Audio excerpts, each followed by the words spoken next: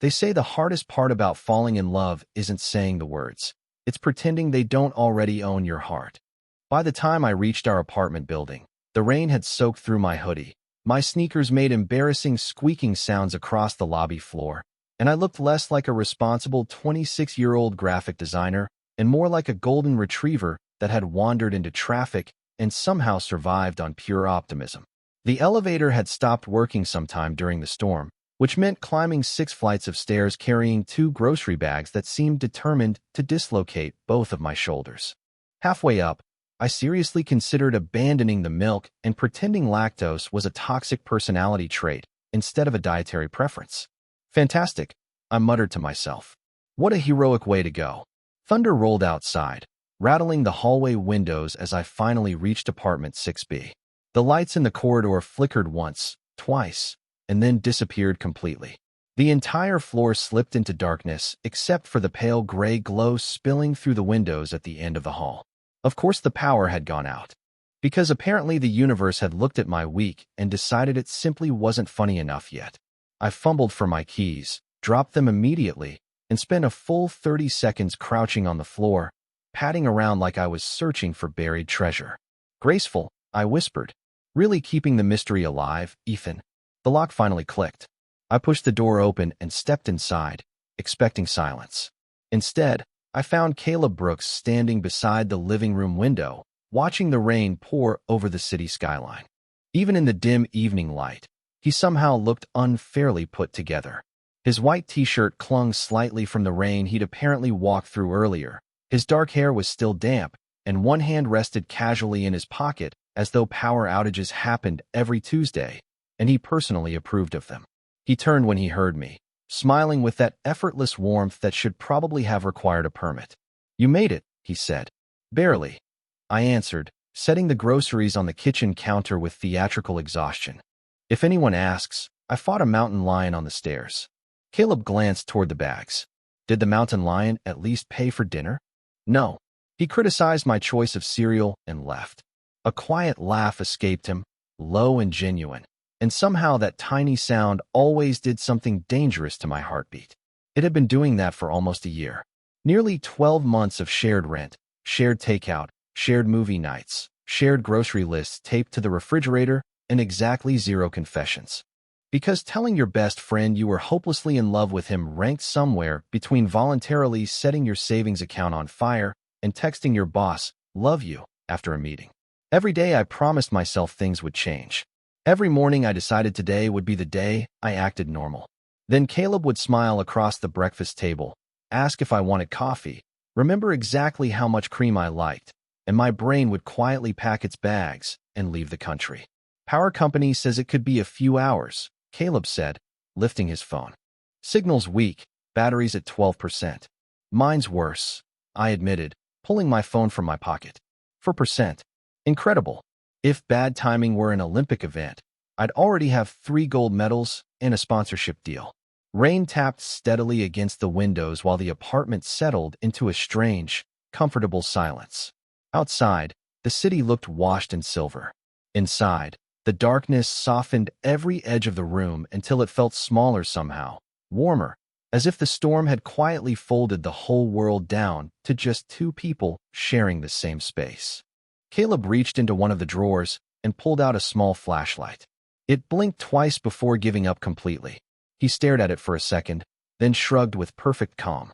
"Well," he said, smiling again, "looks like it's just us and the storm tonight." I smiled back before I could stop myself, completely unaware that before the night was over, the secret I had spent an entire year protecting was about to become impossible to hide.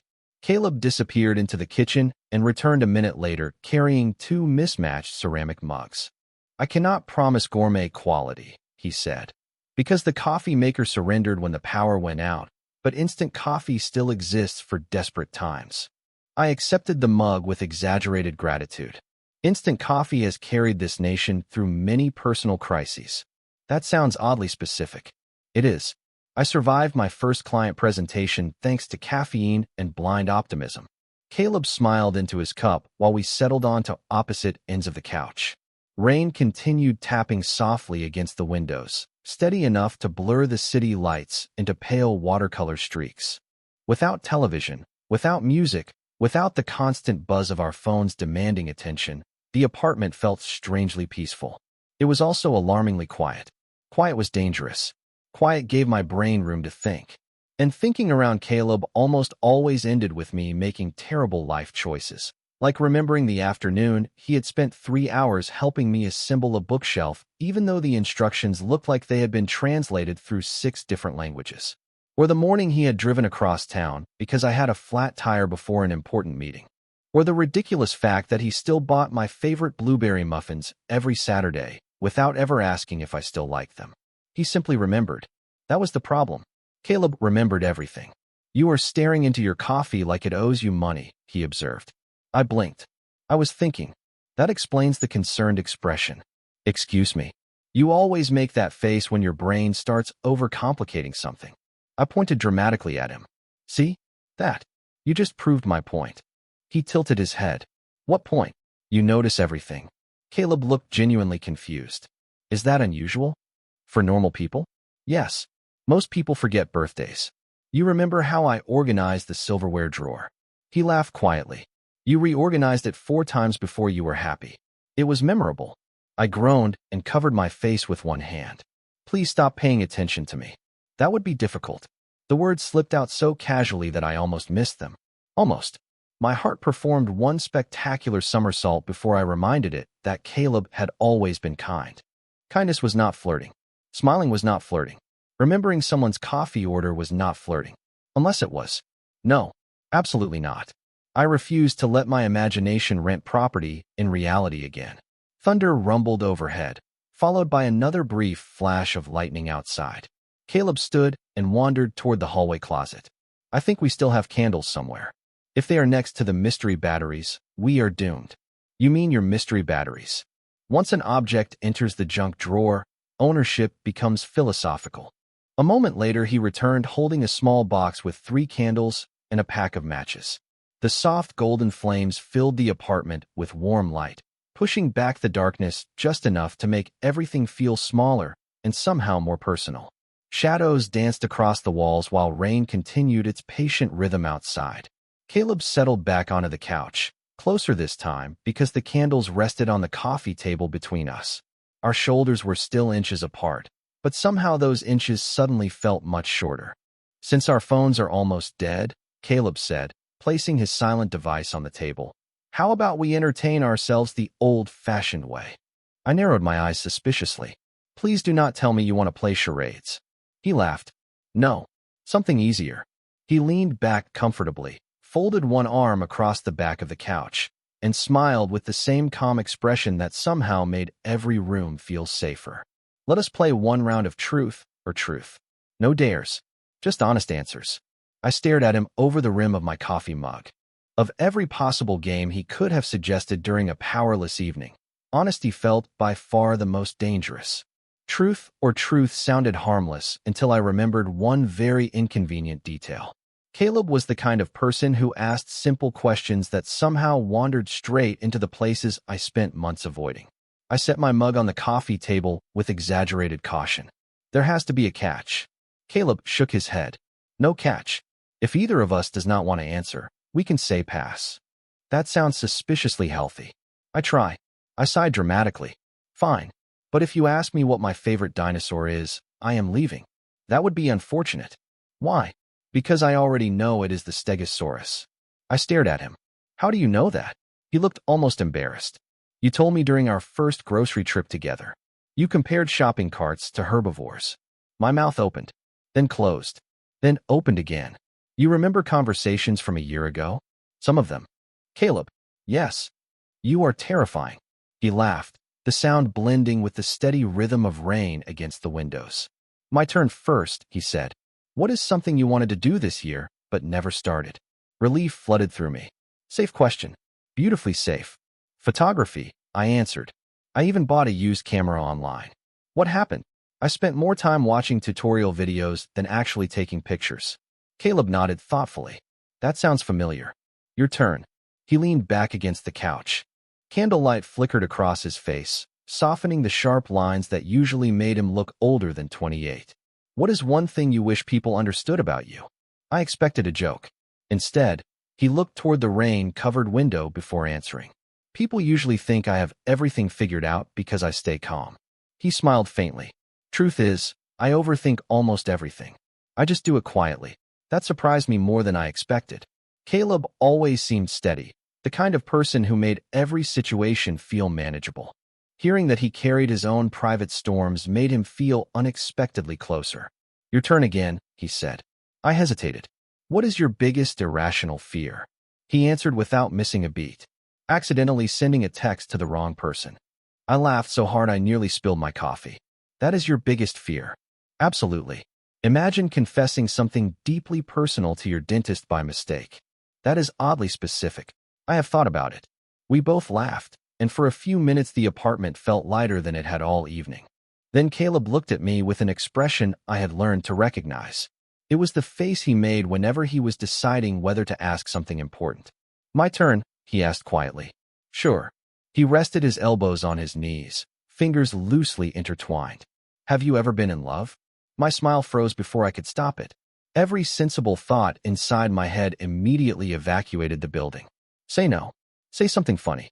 Pretend you suddenly forgot English. Fake a medical emergency. Become one with the couch cushions. I cleared my throat. That escalated quickly. Caleb shrugged apologetically. You can pass if you want. I should have. Every survival instinct I possessed screamed that passing was the correct decision. Instead, I looked down at my hands, watching candlelight tremble across my fingertips while silence stretched between us. Outside, another flash of lightning illuminated the room for only a second before darkness settled back in. I inhaled slowly, searching for an answer that sounded harmless, ordinary, forgettable. My exhausted brain found none. Before I could stop myself, before caution could catch up with honesty, the words escaped in barely more than a whisper. Yes, I said. I already fell for someone a long time ago. The moment the words left my mouth, I wanted to catch them and shove them back into whatever reckless corner of my brain they had escaped from. The apartment became impossibly quiet. Even the rain seemed to hesitate before continuing its steady rhythm against the glass. Caleb did not speak right away. He simply looked at me with the same calm expression he always wore, except now there was something else beneath it. Curiosity. Maybe concern. Maybe something I was too terrified to name. I cleared my throat. Well, I said far too quickly. That was dramatic. I blame the weather. Thunder makes people sound mysterious. Caleb smiled a little, but he did not rescue me from my own disaster. You said a long time ago, he replied gently. Are you still in love with him? Him. The single word landed like a pebble in still water, sending nervous thoughts rippling through every corner of my mind. I stared into my empty coffee mug as though the answer might be hiding at the bottom. Maybe, I admitted softly. That sounds like a yes. Maybe it is. Silence settled between us again. I could feel my heartbeat somewhere near my ears, which seemed medically unnecessary. My brain began producing increasingly terrible escape plans. I could pretend I suddenly remembered laundry. I could volunteer to check whether the power had returned to the hallway. I could fake being incredibly interested in reorganizing the spice rack. Instead, I remained exactly where I was, because apparently panic had the same effect on me as quicksand. Caleb rested his forearms on his knees. Does he know? I laughed once, quietly, mostly at myself. Absolutely not. Why not? Because I enjoy sleeping indoors and not making every future breakfast painfully awkward. Caleb chuckled, but his eyes stayed on mine.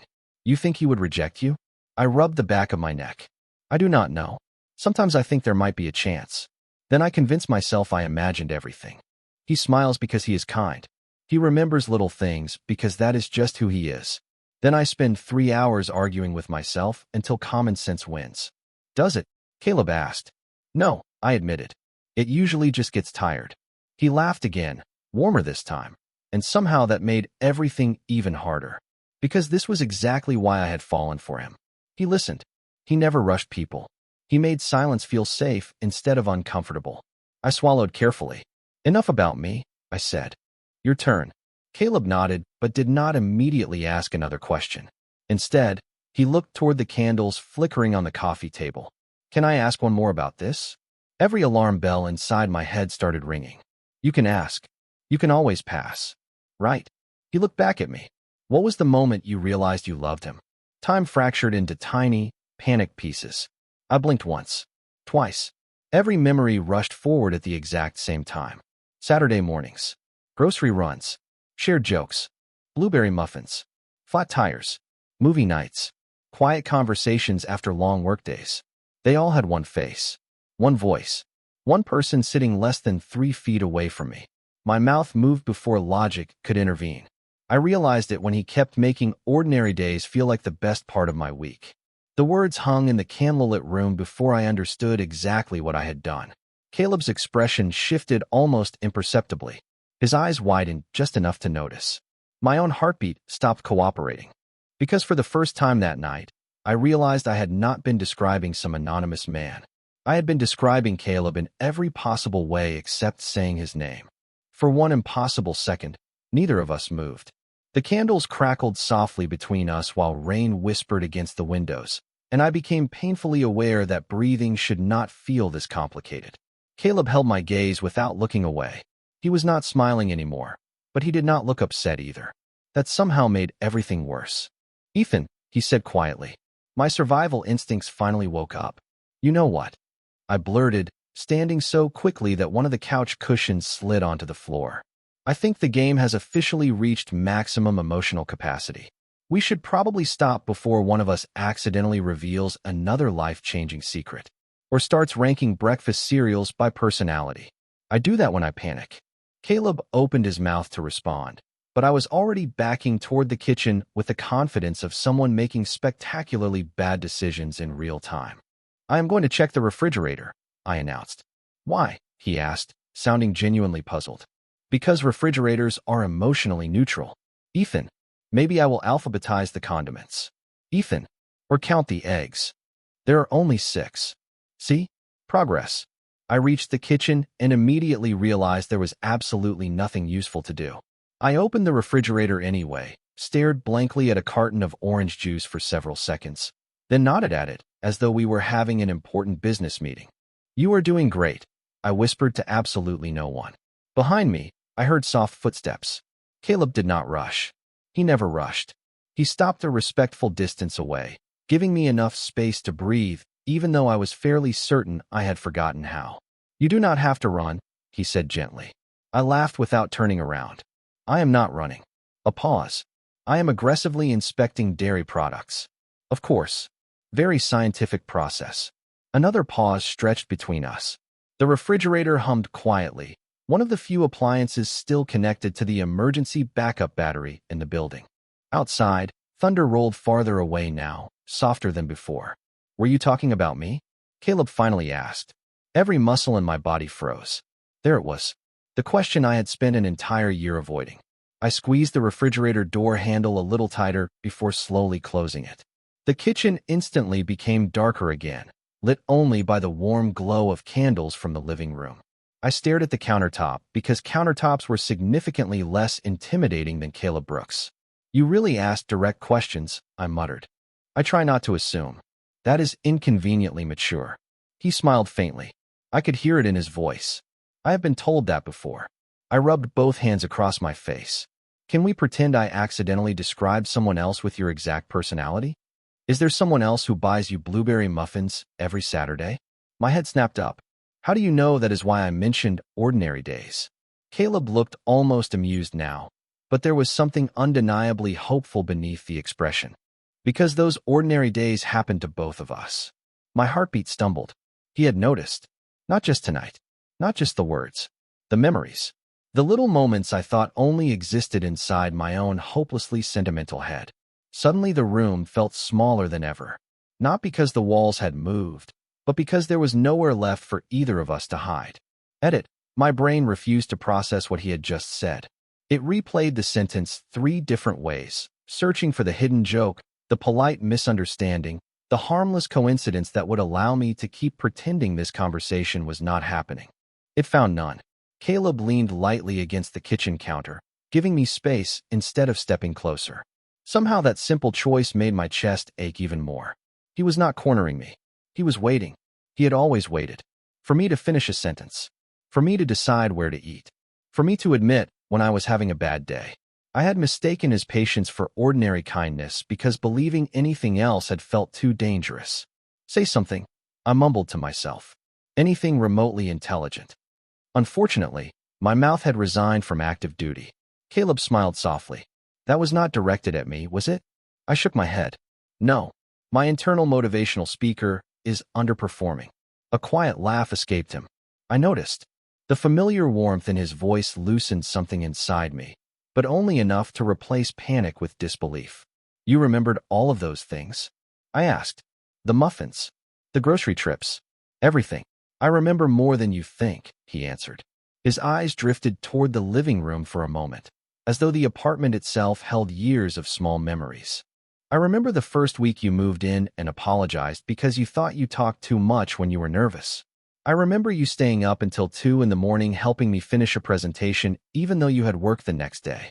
I remember you pretending you did not like scary movies while hiding behind a throw pillow every time the music got tense. I covered my face with both hands. I was not hiding. You absolutely were. I was strategically observing from behind a pillow. Of course. We both smiled, but mine disappeared almost as quickly as it came. Caleb, I said quietly, if you noticed all of that, why did you never say anything? His expression changed. The easy humor faded into something more vulnerable than I had ever seen from him. Because I was afraid. I looked up immediately. Caleb Brooks and afraid were two words I had never imagined in the same sentence. He let out a slow breath. Every time I thought about telling you how I felt, I convinced myself I was reading the situation wrong. I thought maybe you were just naturally thoughtful with everyone.